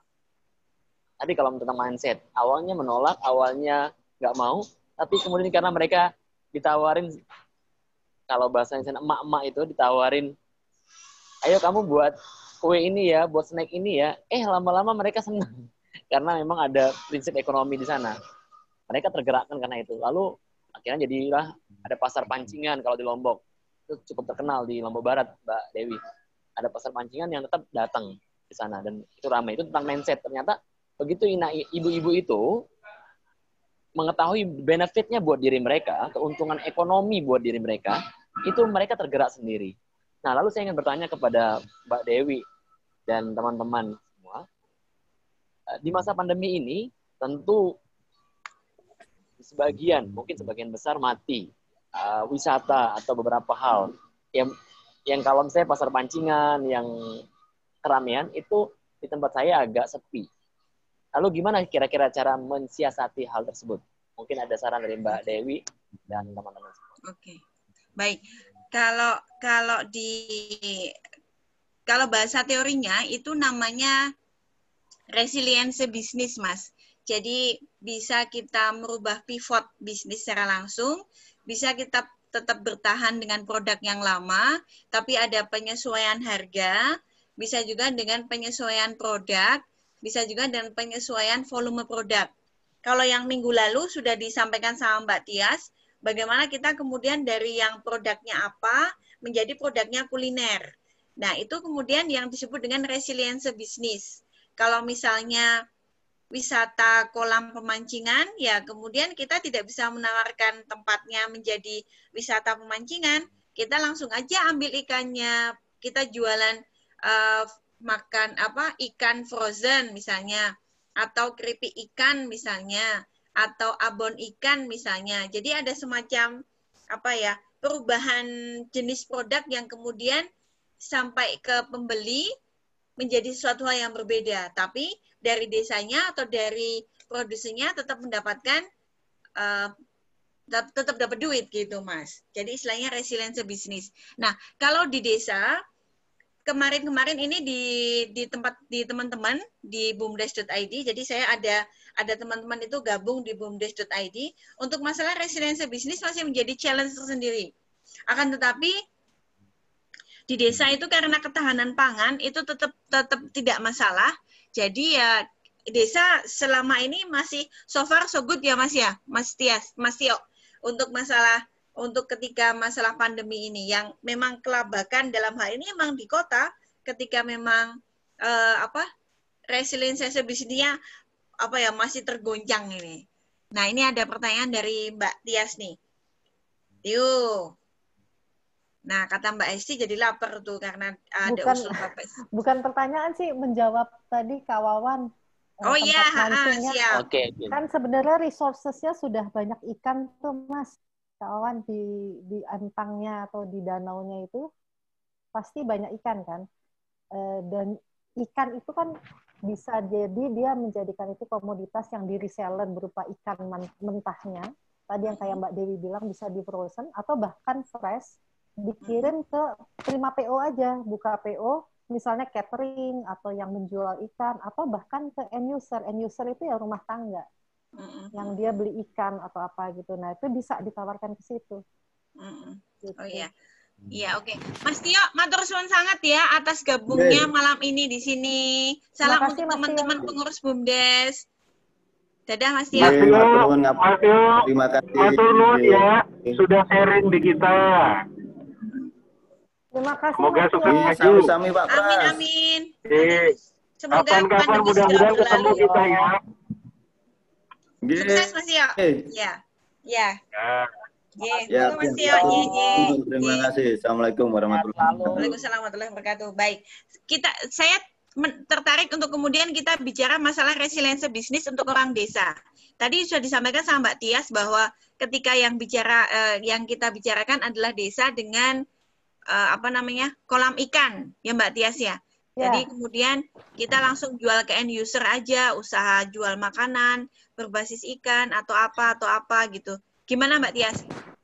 Ya, jadi kalau dilihat kan sebenarnya kalau kayak di Jakarta itu di daerah dekat Ragunan sana, yang ke arah sana yang ada tempat yang dulu artis sering bikin film, ada kampung artis atau apa ya, deket situ itu ada peternakan lobster. Dulu ketika saya pernah menjual lobster waktu dulu, itu saya bekerja samanya dengan petani lobster di situ, peternak lobster di situ. Jadi dia cuma di halamannya tuh, dia cuma memanfaatkan satu bak besar gitu di halaman, kemudian halaman dia memang agak besar, bak besar, kemudian dia ada bak-baknya, dia ternakkan di situ. Nah, yang dia cari pasarnya adalah ada end user, dia tahu networking dari teman-teman dari sahabat anaknya yang penyuka makan lobster, itu end user. Tapi kemudian dia juga mencari networking restoran-restoran yang memakai lobster. Dan juga dia mencari catering, karena catering itu membelinya dalam jumlah besar. Karena biasanya Mbak Tari itu yang ahli di catering, biasanya kan memang di stok ya Mbak Tari, kalau memang dia punya menu lobster atau dia punya menu ikan, dia pasti akan stok ikan itu dalam jumlah banyak. Ya, seperti betul. itu. Jadi resiliensi ya tadi istilahnya. Resiliensi ya, bisnis. Akan tapi gini Mbak Tias, ketika kemudian kita agak memaksa orang desa, masih udah nggak ada kan?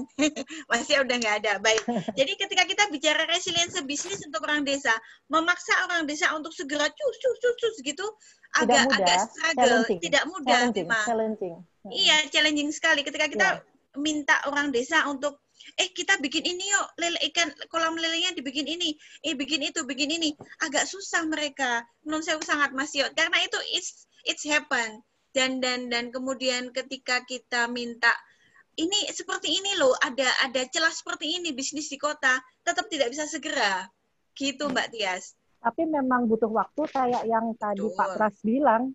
Jadi ketika trust itu sudah timbul, kemudian kita kasih proven, kasih bukti-bukti ya tadi ya Pras kalau nggak salah disebutkan. Evidence kan bukti. Jadi ada bukti, maka dia akan percaya. Contohnya anak muda yang saya selalu ajak ngobrol ini sama ada satu bapak yang memang sudah agak sepuh, tapi dia memang mau menerima walaupun usianya sudah agak sepuh. Jadi ketika itu saya bilang, Pak, kalau misalnya Bapak menjual ini gitu kan dalam bentuk mentahan, diambil memang disapu sekaligus satu tapi dibeli mentahan dengan harga 10 perak misalnya. Bapak kebayang nggak? Jadi setiap Bapak diambil 10 perak belum di finishing, ketika sampai di negara sana, Asia dan Eropa, dijualnya akan berlipat-lipat. Bapak tahu itu kan? Iya Bu, tahu, tapi saya dibayar dolar. Oke, dibayar dolar. Ketika mereka datang, kemudian ada situasi-situasi di mana mereka sepi, tidak bisa datang. Contohnya sekarang nih, baru kerasa mereka kan. Bahkan mereka menghubungi, Bu, ada temennya enggak ya yang mau pesan? Lah, aku bilang, apa? Aku bilang, tahu? Aku bilang, udah Pak, gini, Bapak sekarang siapin foto. Dia akhirnya udah foto-foto. Kalau yang anak muda ini sudah punya Instagram, sudah punya, bagus. Nanti saya share deh ke teman-teman supaya kalau mau cari ke dia. Karena dia juga kebetulan dari Horeca-nya, dari hotel, restoran, kafe, sepi kan ambilannya. Nah, jadi ketika mereka menghadapi hal-hal seperti ini, mereka baru terketuk kan, baru, oh iya ya, Ketika itu saya cuma bilang, kebayang nggak Pak, pasar lokal, walaupun belinya sedikit-sedikit, kayak saya beli meja cuma 1. Lah ngapa aku beli meja 2? Aku bilang, di rumah kan ya meja makan ya 1, masa 2? Terus lemari ya 1, masa beli lemari 5? Buat apa lemari 5? Iya, saya bilang. iya Mbak. Iya, jadi apa namanya? Ketika itu kita sampaikan ke orang desa, itu tidak kemudian bisa langsung diiyain. Betul, butuh proses dikasih tahu terus, betul. Dan kadang-kadang ngeyelnya juga Mbak, pengalaman saya soalnya. Aduh, iya. Saya sharing boleh nggak? Boleh, silakan Pak Pras. Jadi gini, kalau isunya itu adalah meyakinkan, maka yang pertama tadi adalah alat meyakinkan kita itu, ini konteksnya bisa kita bawa ke umum ya, apa saja untuk meyakinkan sesuatu ya. Yang pertama adalah evidence. Tapi beyond evidence tentunya yang namanya communicating, tentunya komunikator dulu diberesin kan. Artinya kita balik ke matriks kita, apa niat kita, kemudian siapa kita yang akan melakukan apa. Ketulusan sejati itu akan masuk menembus jiwa-jiwa orang yang mau kita yakinkan. Kemudian yang kedua tadi soal evidence. Yang ketiga adalah kemampuan kita menggambarkan sesuatu nyata di pikiran audiens. Saya ingat ada seseorang yang dulu, aku nih nggak punya duit, nggak punya modal, aku mau usaha. Yang dia lakukan apa? Dia sudah tahu memutuskan mau bisnis apa, jualan apa, tapi nggak punya modal. Kemudian dia membuat proposal itu dibuat sedemikian rupa sehingga orang yang mau dia ajak atau pinjami uang atau ajak invest itu merasakan, mendengar, melihat seolah-olah nyata itu evidence-nya, walaupun evidence-nya belum terjadi. Future evidence itu bisa dibuat jadi present evidence dengan cara komunikasi. Dia menggunakan sedemikian rupa resource-nya, kemampuan komunikasinya, visualnya. Apa yang terjadi? Akhirnya dia juga trustworthy, akhirnya dia dapat modal dari orang-orang dan dia menjalankan bisnisnya dengan lancar. Artinya, alasan bahwa tidak punya modal itu ternyata bisa diatasi dengan kemampuan berkomunikasi. Nah, ini sebagai sharing kecil saja tentang bagaimana meyakinkan. Kuncinya adalah ketika memahami seutuhnya trauma-trauma orang desa, sifat-sifat orang desa, kebiasaan-kebiasaan orang desa, cara berpikir orang desa, dan desanya bukan general ya, tapi spesifik desa itu yang mau kita hadapi, maka insya Allah itu akan lebih memudahkan mengubah atau meyakinkan. Gitu Mbak, sharing saya Mbak. Iya betul Pak. Iya. Artinya ada communication skill yang perlu sampai ke desa. Gitu. Iya betul, sepakat saya. Jadi ketika nanti Bapak Ibu sekalian memang kemudian berniat dan niatnya memang untuk mendampingi desa tersebut, strategi yang tipsnya dari Pak Pras ini bisa dilakukan. Jadi memang dari sisi komunikasi dan kemudian meyakinkan future evidence menjadi present evidence, itu yang belum saya lakukan. Yang kedua ini Pak, yang future evidence ditarik menjadi present evidence ini belum saya lakukan sepertinya. Sehingga saya beberapa kali terjadi gesekan dengan desa ini Pak. Suwun Pak. Sip. Iya. Mbak Tari ada yang mau di-share nggak? Saya kemarin itu ditelepon dari Jawa Timur karena protes wedang uwoh, siapa ini kok sampai di rumah saya, dikiranya isinya bom jadi nggak berani buka. Gimana Mbak Tari? Mbak Tari. Iya, terima kasih ya wedang uwohnya Mbak Dewi sudah menyebar ke Jawa Timur juga. Jadi Mbak Tari kemarin pesan wedang uwoh, tapi tidak ada konfirmasi ke sana. Jadi yang orang sana telepon ke saya.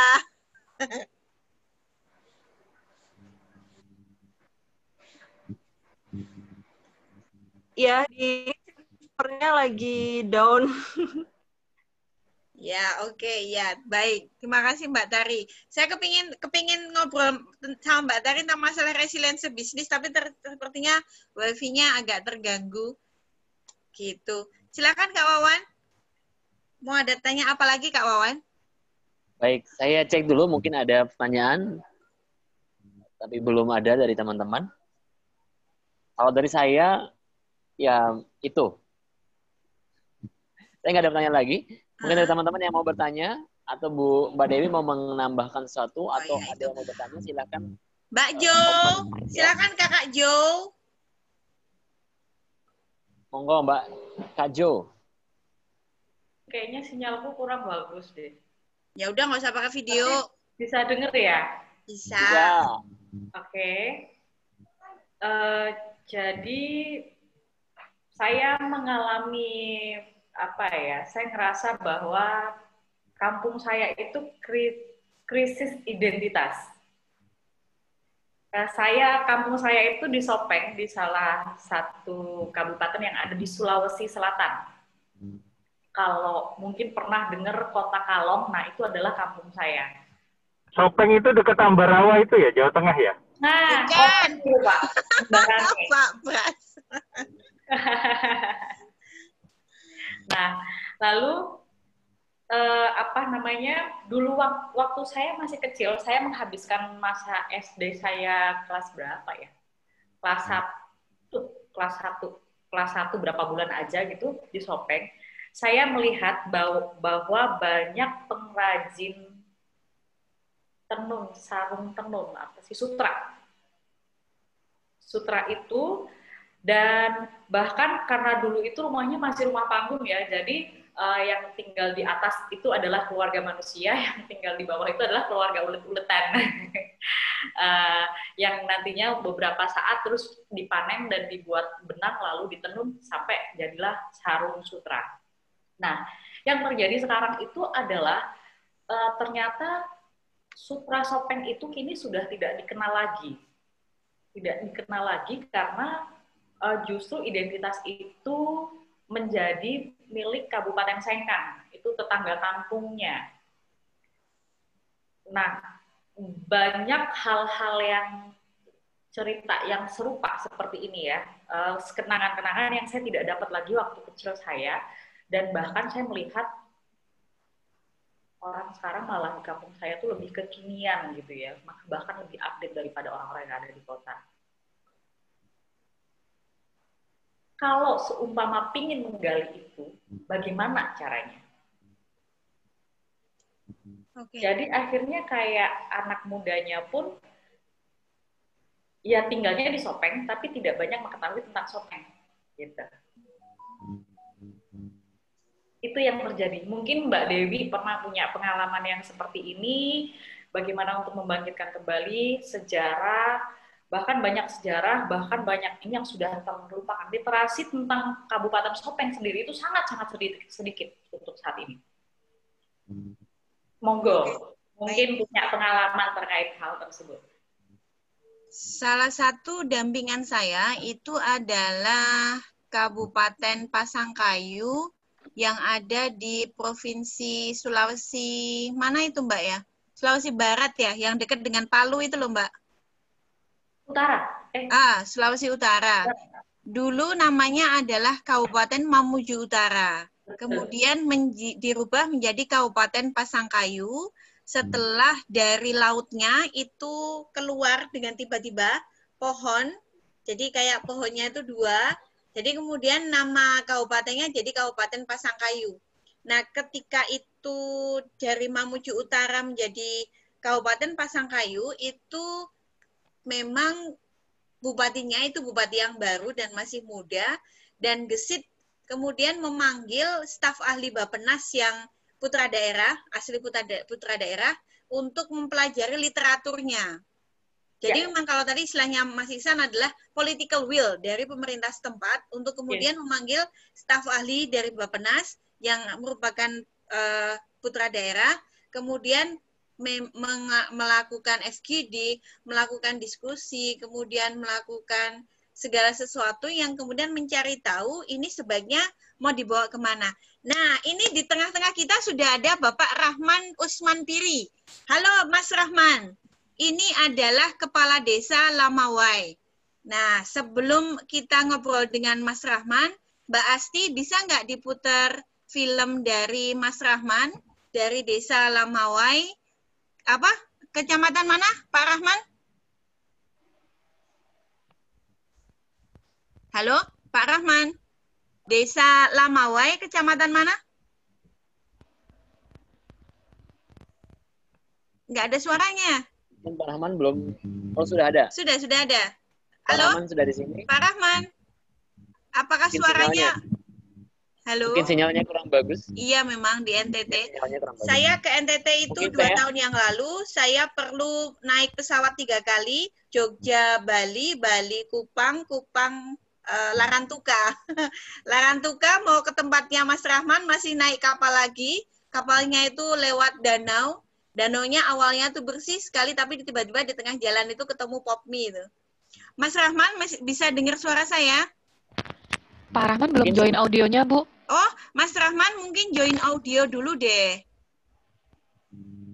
Rahman. Baik, Mbak Asti bisa diputar videonya dulu, Mbak. Saya tak kontak Mas Rahman dulu.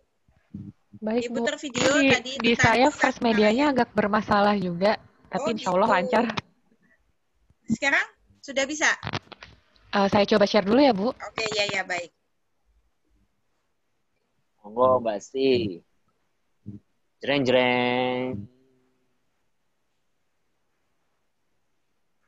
Kita tunggu 2 hari 2 malam. Ya, nah lagi. Jreng. Nah.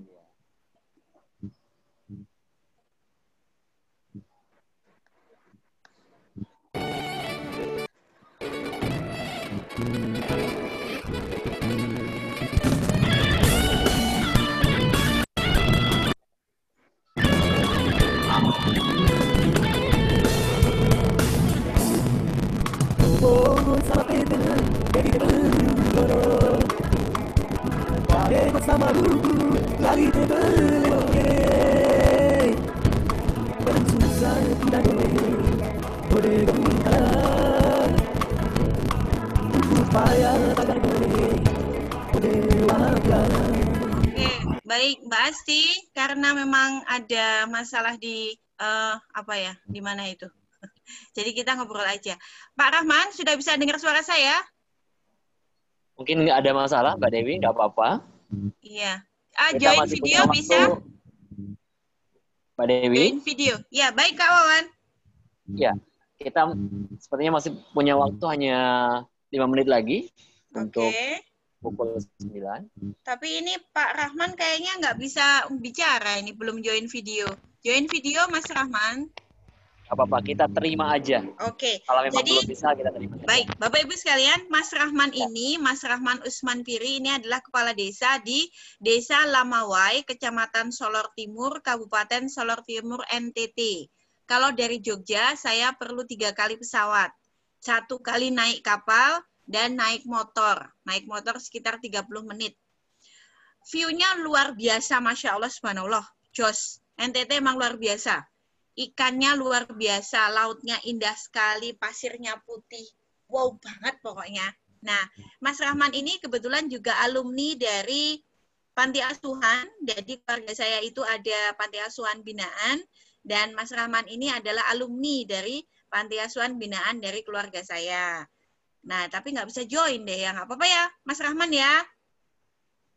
Terima kasih sudah bergabung. Itu nggak ada suaranya. Nggak apa-apa. Yang penting sehat selalu, Man. Ya. Nah, NTT ini ternyata salah satu provinsi yang sudah bebas COVID selain Papua. Karena orangnya nurut-nurut. Nggak kayak kita yang di Jogja sama Jakarta. Begitu. Baik, begitu Kak Wawan. Baik. Terima kasih, Mbak Dewi. Mungkin ada yang ingin disampaikan untuk closing, Mbak Dewi? Baik, terima kasih. Sekaligus saya ucapkan terima kasih kepada Mas Rahman yang sudah bergabung. Terima kasih sekali. Mudah-mudahan nanti teman-teman dari provokasi bisa main ke NTT setelah pandemi usai. Nanti saya antar ke sana. Kemudian Mas Tio yang sudah surut tadi. Terima kasih Mas Tio. Dan Bapak Ibu sekalian yang sudah bergabung di acara kita pada malam hari ini. Matur suwun sangat Pak Pras yang sudah memberikan kesempatan kepada saya. Semoga Ibu lekas sembuh, Pak Pras sehat selalu.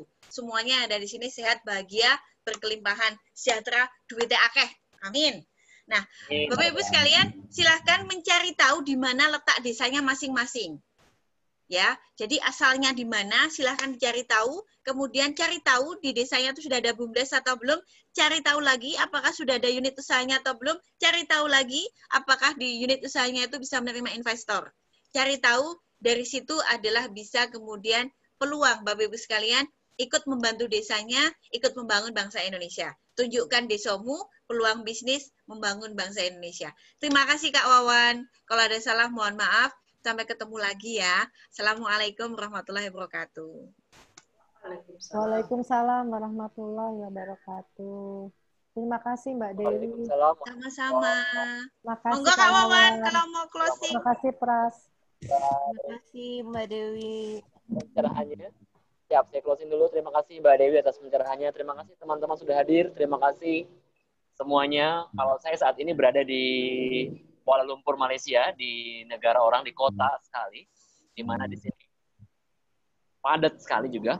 Mungkin sedikit lebih tidak padat daripada di Jakarta. Dan yang saya rasakan di sini, di negara orang, saya rindu justru desa saya. Dan saya berpikir, apa yang saya bisa perbuat untuk desa saya? Apa yang saya bisa lakukan untuk negeri saya tercinta yaitu Indonesia dan lebih-lebih kepada desa saya. Dan Mbak Dewi malam hari ini sudah memberikan beberapa inspirasi dari obrolannya, dari materinya. Terima kasih banyak Mbak Dewi, semoga berkah, berpahala buat Mbak Dewi, dan semoga kita juga mau kembali ke desa kita karena kita aslinya orang-orang desa, walaupun mungkin ada juga yang orang kota di sini. Terima kasih. Salam cinta desa, salam negeri kita, dan sekali lagi kita doakan guru kita, yaitu ibunya guru kita, ibu kita semuanya, ibunya Bapak Prasetya Brata.